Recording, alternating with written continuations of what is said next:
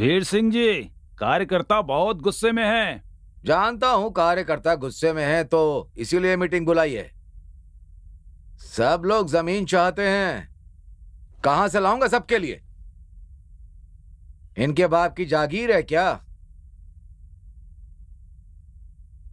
वो सब तो मैं देख लूंगा, लेकिन चुनाव के लिए कम समय बचे हैं। इस बार भी हमारी पार्टी ही जीतनी चाहिए, समझ गए ना? जानते हो ना? इस बार हमारी ही पार्टी जीतेगी, इसमें कोई संदेह नहीं है।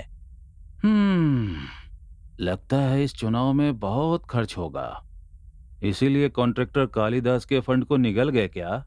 वो तो मोटी रकम देता है, क्यों?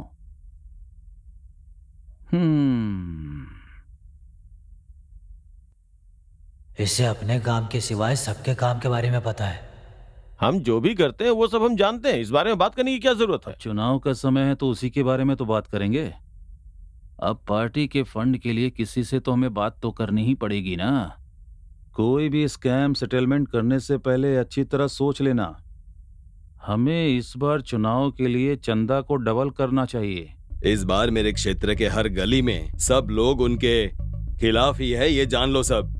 वारंगल सिटी हमारी पार्टी का किला है, इस बार भी विमला को ही खड़ा करते हैं। उसका इलाके में काफी दबदबा भी है। इलाके में दबदबा वो सब तो ठीक है, लेकिन क्या फायदा? एमपी बनकर कैसे पैसे कमाए, अपने कार्यकर्ता को कैसे खुश रखना है, कैसे एमएलए को अपनी तरफ रखना है, अपने कार्यकर्ता के लिए कुछ करना, ये बहुत जरूरी है। लेकिन कुछ किया नहीं, अपना उल्लू सीधा किया। गांधी नायडू जी, आप पुरानी बातें भूल गए। ऐसा लगता है जैसे आप हरिश्चंद्र के वंशज हैं। आपके बारे में सबको पता है। बस करो बकवास। अरे जरा काम की बात कीजिए। पार्टी के कार्यकर्ता बहुत गुस्से में हैं, पहले उनका समाधान कीजिए। हमारे नेता तो औरतों को सबसे ज्यादा अहमियत दे रहे हैं। अच्छा, तो ये बात है। अब पता चला कि हमारी पार्टी में गुपचुप मीटिंग भी चल रही है। पिछले 10 साल से मैं इसी पार्टी में हूँ, दूसरी पार्टी में गया भी नहीं। हमने जो सर्वे करवाया है 80% वोट हमें मिलेंगे। श्री हरि सर, ये राजनीति है, इसमें कोई भी किसी से कोई भी सवाल कर सकता है। वोटर का मन कभी भी बदल सकता है, वोट गायब हो सकती है, इसलिए हमें सावधान रहना होगा। लोगों को कैसे मनाना है, पार्टी को कैसे जिताना है, इस बारे में विमर्श कीजिए। बहुत सारी बातें हैं। डिस्कशन पूरा हुआ, अब आप जा सकते हैं। अच्छा डिस्कशन था।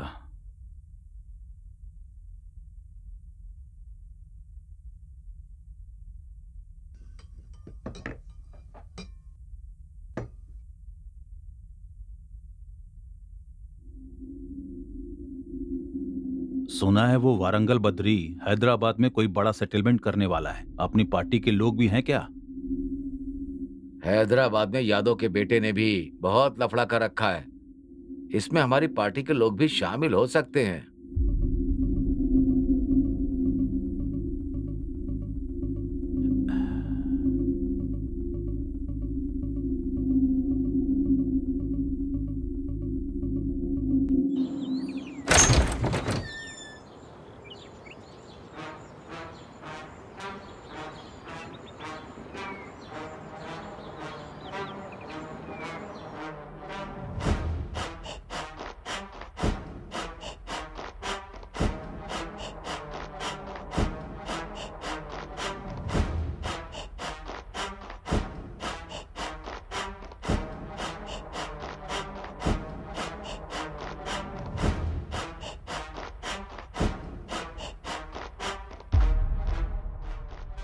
वो यादव जानता है अगर बद्री सेटलमेंट करता है तो क्या होता है।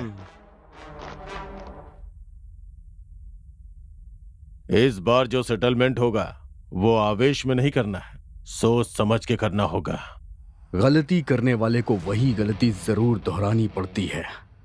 अगर ऐसा नहीं करता है तो वो जिंदा नहीं रह सकता।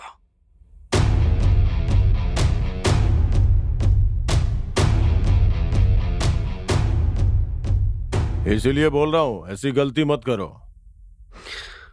यहाँ बोलिए भाई। कैसा दिखता हूं मैं? देखने में तो आप बहुत अच्छे लगते हैं। ओह, सच में बहुत अक्लमंद है तू। थैंक यू भैया। मुझे अच्छी तरह से पता है कि मैं देखने में बहुत अच्छा लगता हूँ। तू मुझे नहीं बताता तो नहीं पता चलता क्या मुझे? तुझे देखने में मैं बेवकूफ लगता हूँ क्या? अबे जा यहां से। अच्छा, तो इसका मतलब देखने में अच्छे लगते हो तो इसीलिए मारोगे? ठीक है, चलो मैं इसका उल्टा बोल कर देखता हूं, ठीक है? इस दुनिया में ऐसा कोई भी नहीं है जिसने गलती न की हो, लेकिन हम जो सेटलमेंट करेंगे उसमें हैदराबाद का यादव बीच में आ रहा है। उसे ताकत से नहीं, अकल से मारना होगा। इसलिए हैदराबाद के सेटलमेंट के लिए तुम्हें जाना होगा और होशियारी से डील करना। इस बार तुम्हें रावण बनकर नहीं, राम बनकर सोचना होगा। ये त्रेता युग नहीं है, कलयुग है, कलयुग। यहां पैसे कमाना सबसे जरूरी काम होता है। वो गलत हो या सही इससे फर्क नहीं पड़ता है, पैसे कमाओ। तुम्हारी तरह न्याय की बात नहीं कर सकते, अन्याय अधर्म करना होगा। भाई, इस बार रावण की तरह सेटलमेंट करना होगा। ये हुई ना बात। इस तरह की बातें मुझे पसंद आती हैं। पिताजी, अब देखिएगा, रावण और राम का युद्ध नहीं होगा, रावण के साथ रावण का युद्ध होगा। बुराई और अच्छाई के बीच नहीं, बुराई और बुराई के बीच।